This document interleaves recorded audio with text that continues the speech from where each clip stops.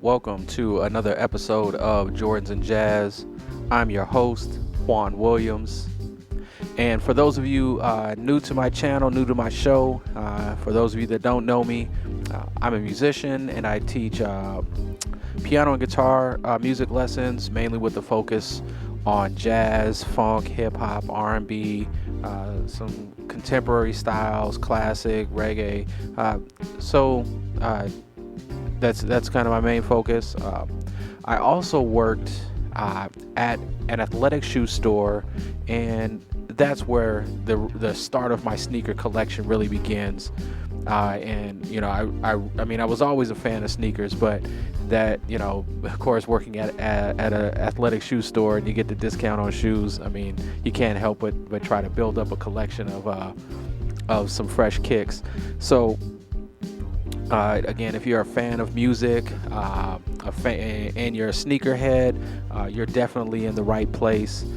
I want to say, don't forget to subscribe to my YouTube channel.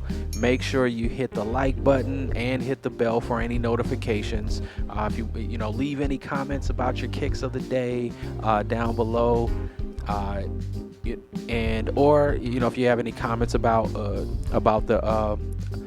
the channel or about the topic that we go over, I definitely want to hear your thoughts on the topic and the show. Also, I want you to go to my Patreon page where I will share my practice tips and lessons in the Jordans and Jazz lesson series. That's where I'll be, going over kind of my what I do to practice, and also sharing some practice ideas for you, or also giving some short lessons where you can connect with me and ask me any questions about music, or how playing the piano, playing the guitar. Definitely ask me those questions. So if you're just picking up an instrument for the first time, or you're looking to improve your skills and become a musician, again, go to my Patreon page, check out the Jordans and Jazz lesson series. Okay, so also go to follow me on Instagram and Twitter at Jordans and Jazz. Hit the follow button. Go ahead and like the content. Share your kicks of the day with me at Jordans and Jazz. So tag Jordans and hashtag Jordans and Jazz, hashtag kicks of the day. Sorry, had to take a sip of the Casamigos here. So definitely get into the right vibe with the topic, but with the show. Yeah, again, share your kicks of the day, share your share your albums, share what you're listening to. If you're a musician, share what you're playing. Go ahead and connect with me. Definitely there to answer any of your questions about music, answer any questions about sneakers. So go ahead, again, check it out. Instagram and Twitter at Jordans and Jazz. Go and check that out. Also, again, support me on Patreon. Jordans and Jazz. Check out the Jordans and Jazz lesson series. Check that out. So I did want to get into the show. So today's show, I would like to talk about the King Disease 2 album by Nas, and I mean it. It's that this album. I'm sorry, a couple thoughts going through my head. So this album is really, you know, I've been playing this album on repeat.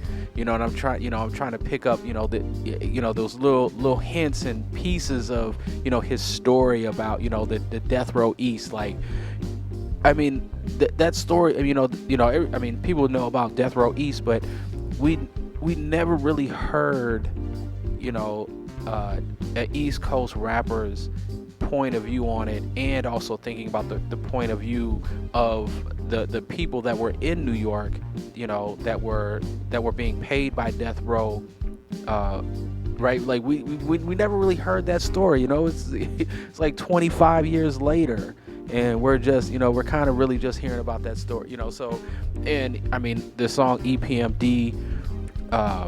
Okay, yeah, but before I get into the album, sorry about that. I just this album is, this is just one of these albums that you've just been, like craving to hear from Nas. So, this is, so it's just, like I said, it's been on repeat. But I did want to share my kicks of the day, and my kicks of the day are the Jordan 5 white and red. I think these were released in the spring of 2020. Just those classic white and red Jordan 5s. You can't go wrong with that. Also, recently, it was the 25th anniversary of the ATLiens album, the sophomore album by Outkast, right? Classic album.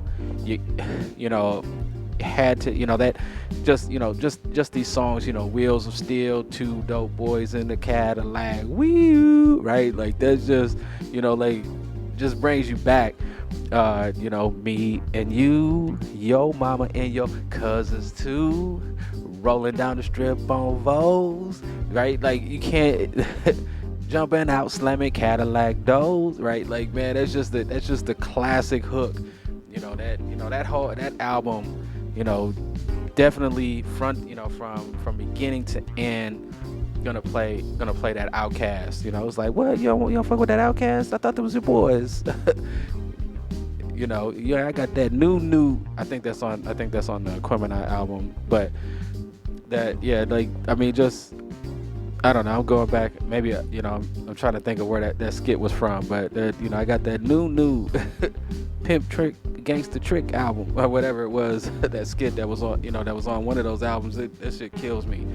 But the Outkast, the sophomore album. The breakout with Southern Playalistic Cadillac Music, like the breakout with that, but then to come in with ATLiens and just blow everything out the water. Like, okay, so that's my album of the week. It was the 25th anniversary of the Outkast ATLiens album, right? Go back and listen to it. I guarantee you you'll be singing along all those jams. All right, so getting into this King's Disease 2 album by Nas. What did you think of that album? Like I said, it's on repeat. I have to listen to it, like, at least one song a day from that album, comes up for me, and I'm just blown away, like when I listen to it. And one of the key pieces why I like this album so much is this collaboration between Nas and Hit Boy. Their chemistry, and I think Nas said it. Nas mentioned that Hit Boy was his Quincy Jones. And why does he say that? Because Quincy Jones produced, Off the Wall. Like, Quincy Jones produced Off the Wall, and then Quincy Jones went and did Thriller. And everybody knows. I mean, if you don't know Thriller, right? We talking about Michael Jackson here.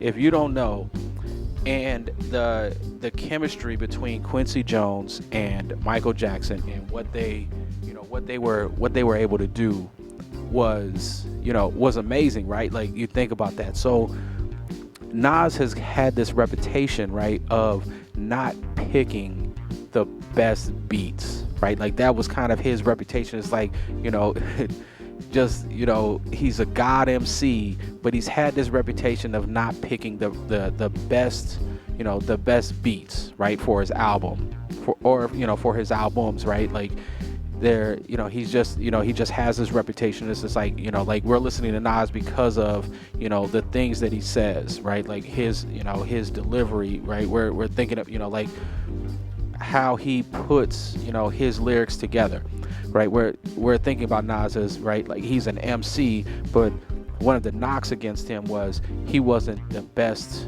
he wasn't picking out the best beats. Well, that's not the case when it comes to what him and Hit Boy, were able to put together. And that symmetry between the two of them is what really, I mean, now King's Disease, the first, first album, I mean, it was great. Like, it was a good album. I listened to it. But when I listened to this, to this King's Disease album, and from, what I hear is it's a consistent thought, right, throughout the whole album. There's this consistent sound, right, that I'm hearing, and it just, like, pulls you in. Like, you listen, like, I don't know, when I listen to the EPMD, track, and I'm like, ooh, this is like, ooh, this is hard. And then when I listen to that, Death Row East, and I'm just like, oh man. I mean, because when I go back to those days, the East Coast, West Coast stuff, like, man, it was some real chess going on. Like Tupac said, he said this is chess, not checkers. He said if we was, they'd have been gone 5 moves ago or something like that. I don't one of those. I think that's what, something Tupac said back in, back in like 95, 90, early 96. It's just, I mean, the back and forth, right? Like, Tupac, with the hit 'em up, and then, and Nas talking about it in his, I think in his song, or there was an interview, and he would not, Tupac, like, they were supposed to meet, and Tupac was going to take out some of the things that he was talking about with, about Nas in the Machiavelli album, but being that he passed and then they put it out, that, he wasn't able, nobody removed some of the things that he said about Nas, and there, it was, he was looking to kind of, squash that, and nothing really was able to get resolved. And I mean, it just, when you think about, hearing about this like 25 years later, you're hearing these stories, about what's going on. So this, I mean, it has some, so this album just has some, like, historical context in it, right?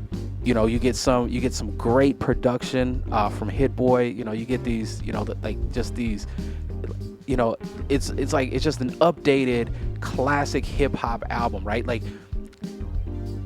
Like Hit Boy has, it's like he upgraded, he's like an upgrade to, like some of those, like the old school SP 1200, MPC 2000 beats, right? Just kind of, things are just kind of just upgraded a little bit, like the sound, it's just a little bit crisper sound, but it still has that feel. And then, and Nas being able to, work with just one producer, I think that's what Nas needed, was to work with, one person. I mean, he did, you seen it where he did like that 7-track album with Kanye. I don't think that, that it was just kind of like in the studio and then you're done, and then, like, here's the tracks and that was it. It was just, it's like thrown together, like, here's the tracks, do it, and then you're done. And there wasn't really, it I don't it just didn't have the same, the same, there just wasn't the same connection that Nas has with Hit Boy. And one thing that I've noticed, like, so going back to the way that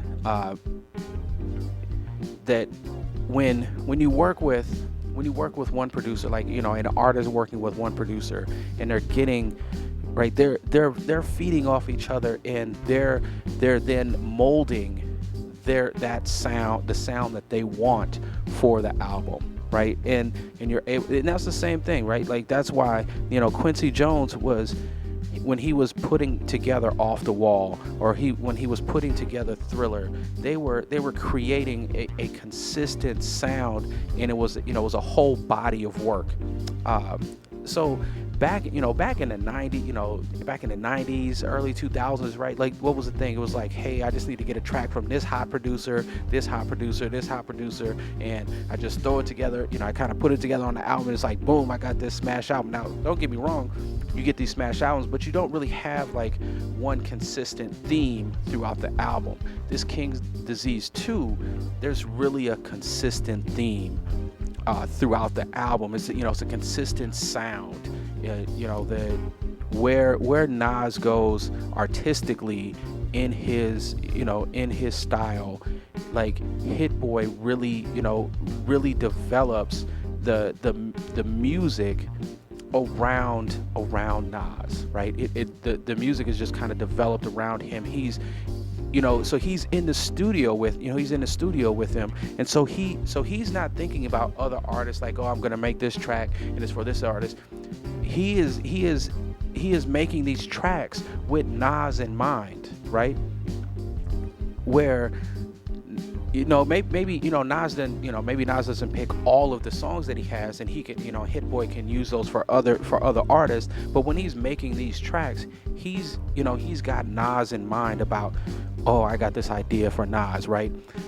And so kind of going back, what I've noticed is that there have been many producers, like many producers and artists, like, especially hip hop artists, where they're working just on one, one album. And a couple, like, notably, things that pop up on my radar on what I listen to on a daily basis. So what I've noticed is like Currency and Harry Fraud. Like, Currency and Harry Fraud had a couple albums. Harry Fraud, he has a collaboration, Dave East. What I've been noticing is this consistent sound. So they put things together. It's a consistent sound. The producer is just thinking about, hey, I'm getting this album together, and I'm thinking about just this artist, and I'm creating music just around this artist. Like Harry Fraud, he also did one with Jim Jones. And one of the things that I noticed, what Currency said that he likes to work with one producer, roughly, one producer per album. Now, Currency puts out a lot of albums. Currency and like E40, I think they are like, they're going back and forth, like, who can put out the most music. If you're an E40 fan, E40 is like, E40 puts out, a triple, quadruple album, like, every 3 months or something like that. Currency is it seems like the same way. Currency is putting out, a 10-track album like every 2 months or something like that. Like he's just dropping project after project. But what I noticed about, but it made me think about, what Currency said that he likes to work with one producer. He's, instead of like so many different producers, meaning that just like when he's writing music, he needs to get his thought process out. He needs to get, how he, his emotions out on the song, right? Well, he said that he doesn't really think it's fair just to let the producer do one song. He's like, maybe, the producer, I think, needs, or the person, right, the person creating the music, they need to get their thoughts out, right? They need to get their ideas out and, and put it all together. And that's where you get these albums. And so I think that's a great thing for hip hop, where you're having. I mean, you see. I mean, you see these collaborations, right? Like I know that like Metro Boomin, like he, like like he's doing collaborations with people. Uh, there's, I mean, don't get me wrong. There's other producers out there. The ones that really hit my radar, that I see and I listen to on a consistent basis. When I listen to like Harry Fraud's tracks, I'm like, when he, like I said, he drops stuff with Jim Jones. He drops stuff with Dave East. And then dropping stuff with Currency. Like that stuff is all on my radar. And so going back to the Nas and Hit Boy, like I said, that chemistry that Nas and Hit Boy have, it just creates that real good consistent sound. Gives a theme through for the music, and what you get is great art. You get a great album, something that you can listen to and really kind of get lost in the music. So tell me what you think about the album. Again, leave comments, and leave some comments down below. I want to talk about this excuse me, I want to talk about this Kanye West and Drake kind of jostling that's going on at the top of the charts. So look out for that. I really want to talk about that. That it becomes very interesting, especially when you're talking about the streaming, right? Like how what people are doing for streams and how that relates. There's something, to me there's something interesting about what's going on. One is there's shots going back and forth between Kanye and Drake. There's all kinds of other things, but what I see that they're really trying to get the top of the charts, and so I want to talk about that on my next show.